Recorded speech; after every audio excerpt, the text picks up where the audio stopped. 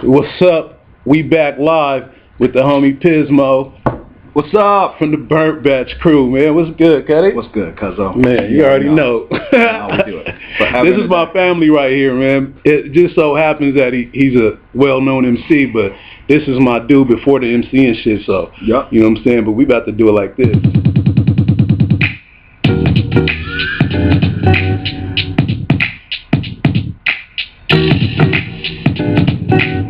That's cold right there.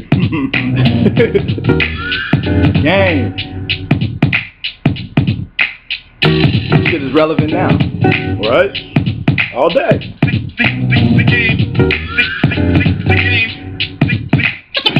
That's because real music is timeless. So if you're making hip-hop, it don't matter if you're making hip-hop, because if you're making real good hip-hop music, it's going to be timeless.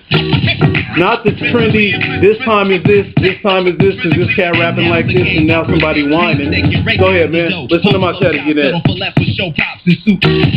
Over the same drums and crumb lyrics recited about knowledge itself, but yet remain dumb, just hiding from the world eye. Penetrate girls with sterile, merrill, computerized, zero mindset. Met you, that's equivalent. Shatter matter, batter individuals in a Penn State degree of thought. Mental black heart, value shots, mock the rest. Just there's girl from the pearls and platinum. Camp simple macking, pistol packing, half the people in the lot of blind mind, crime and lemon drop, flip flops employed by cops, sons and nephews. Assume the position, a wish list to get your fist lit. A misfit of science and math, but check this. That's cool, but only crucial everything, because shit's all the same in the game, y'all. That's your boy on the cuts too. Teddy got DJ skills too. We gonna talk about that too.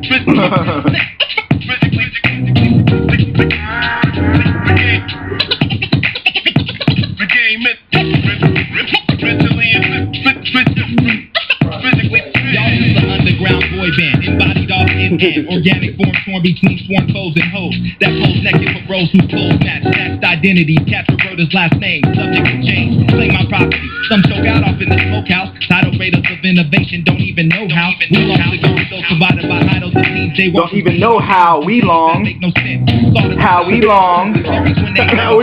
how we long, Raiders, baby! I had a couple people that got it back in the day. Ignorant proposal when these in over recent examples. Now they argue back and forth about samples. Hanging you by the main peak, shit's all the same in the game, y'all. The game is mentally and physically.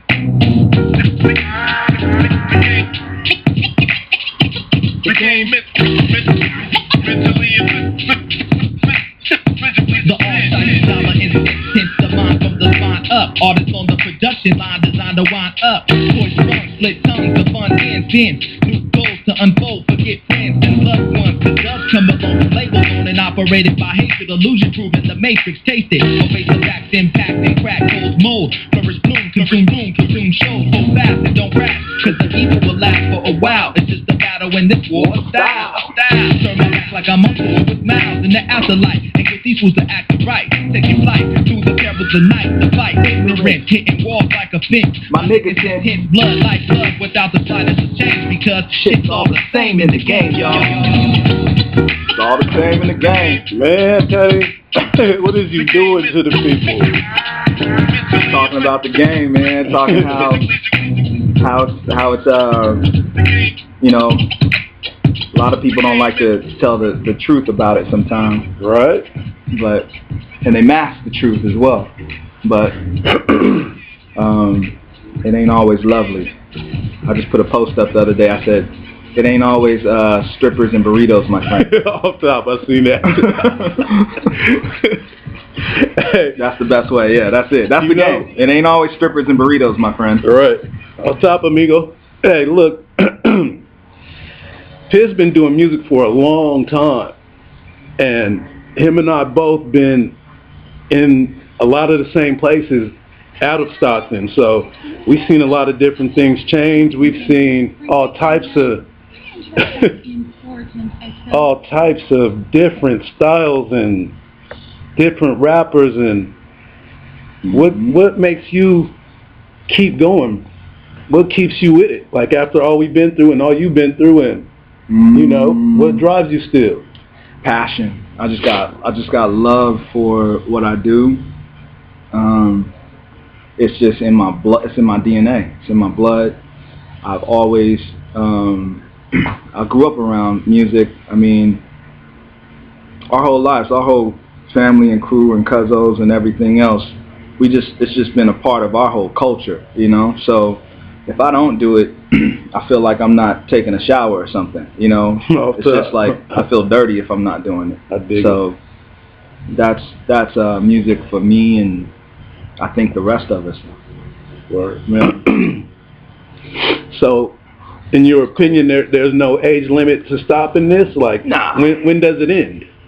It doesn't end. I mean, you know, that's one of the main things that I've talked about with a lot of the old school MCs and producers and rappers that I worked with out in New York. It was kind of a time to where, I mean, it is. You'll hear a lot of people say hip hop is a young man's sport and all this other junk.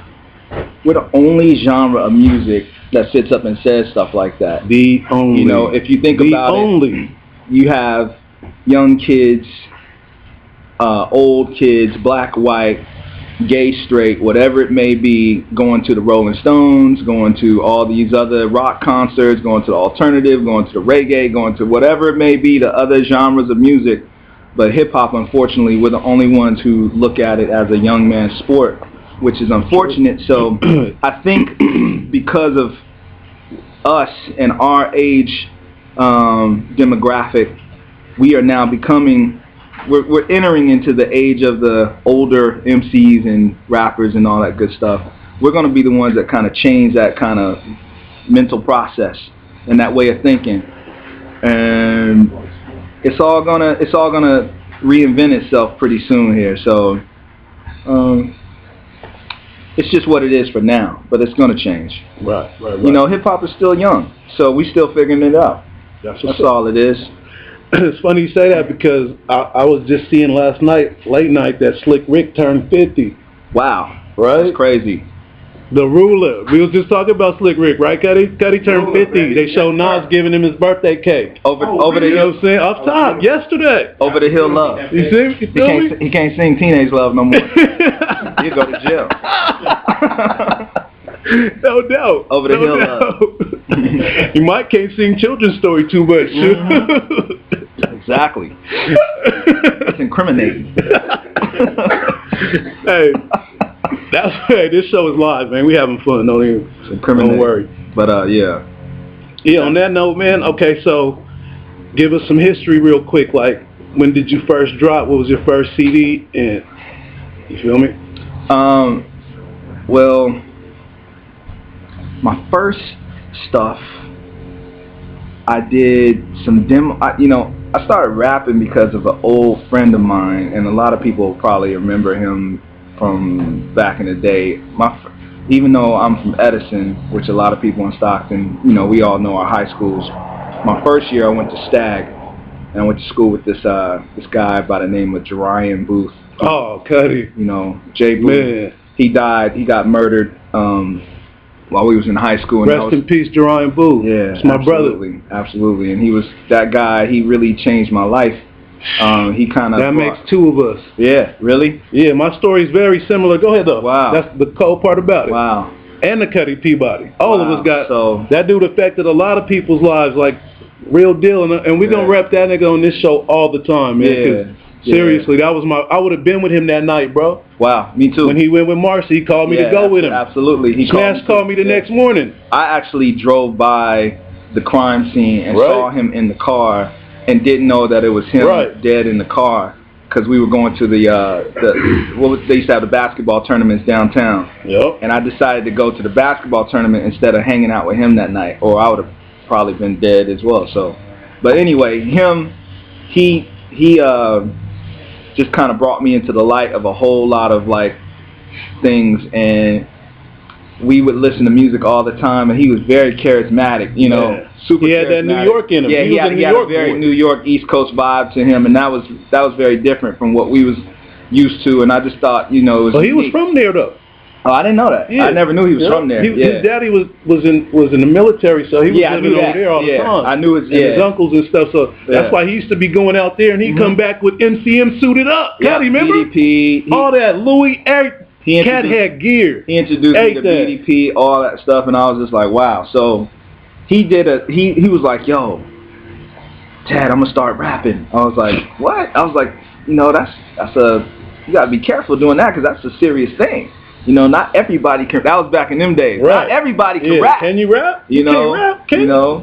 So you had to be deemed to rap, and he did it, and I was floored. And I was like, man, I wish I could rap. He's like, you can do it too.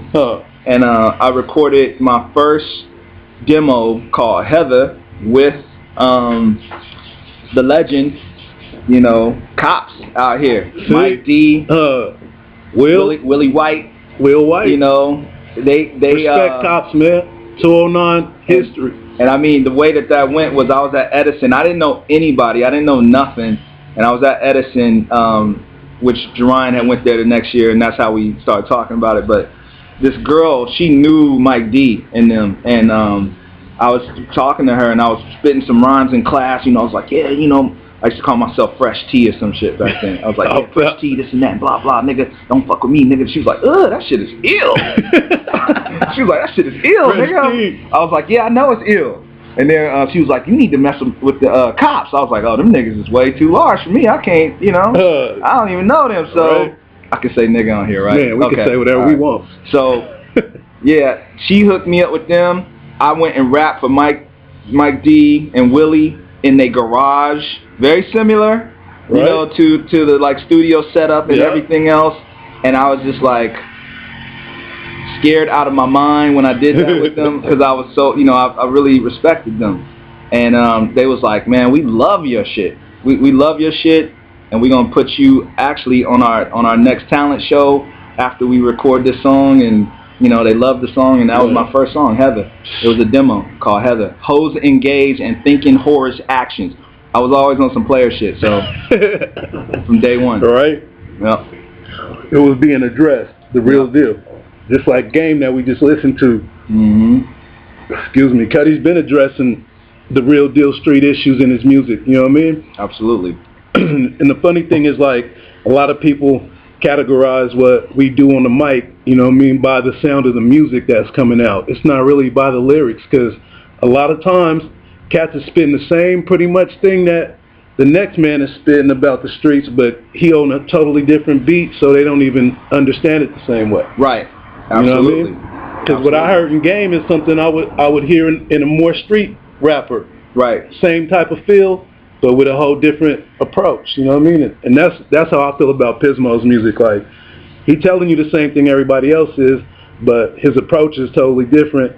The music is always on some other, and it's live. It's always hip hop. It's always solid. You know what I mean? Thanks, man. I appreciate that. And everybody that comes to this show, we don't have no Sharpie artists here, man. So if you a Sharpie artist, I'm sorry, man. No disrespect to you, but you probably not ready for this show yet.